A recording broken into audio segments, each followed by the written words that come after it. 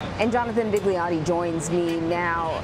Jonathan, we know a lot of these elderly people had to be evacuated. Some of them were ill when they were taken out of the facility. What do we know about the condition of the evacuated patients now?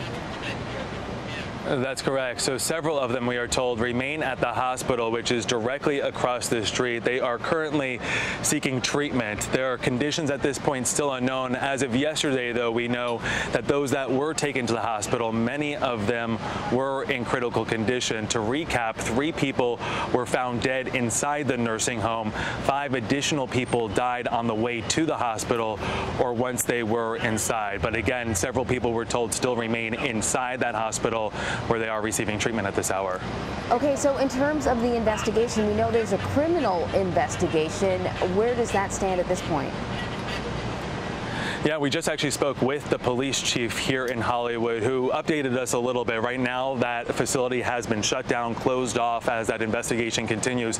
They're specifically looking at these generators. The facility says they did have power, but a tree fell down on the transmitter, which knocked out power to those air conditioners and fans that they had inside. Police, though, say that the generators that were used may not have been the correct one for a facility of this size. So they're specifically looking at that. The nursing home, though, to contrast that, because there is a lot of finger pointing going on here and blame being placed, they say that when that transmitter did get destroyed, they contacted officials back on Tuesday to let them know, and they were told that simply resources here were stretched too thin. That help never came. That power was never restored until, of course, what unfolded here on Wednesday in the morning. Yeah, it is a bit confusing because I recall, I think just yesterday, there was a gentleman who worked at the facility. Reporters were asking him questions. He said when he was there the night before, everything was fine. And then when he came into work, suddenly, he saw the chaos that was unfolding. Have we heard from any of the employees of this facility? As I understand it, as you mentioned, it has been rated much below average at times.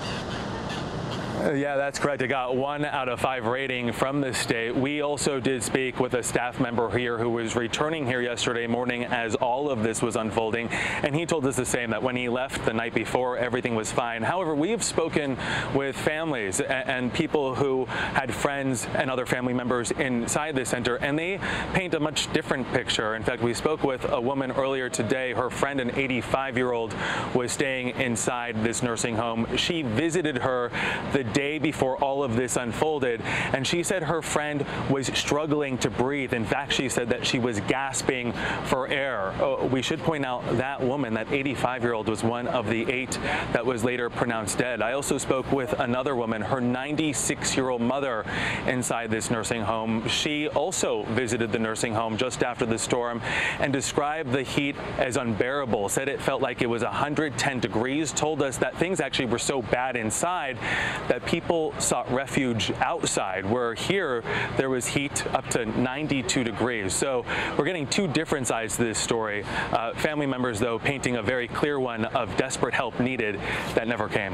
It is so puzzling, Jonathan, when, like you said, there's a hospital right across the street. I'm sure they have a very good relationship with that hospital.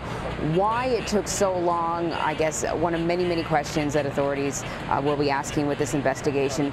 Jonathan Vigliotti in Hollywood, Florida. Thank you so much, Jonathan. Thank you, Emery.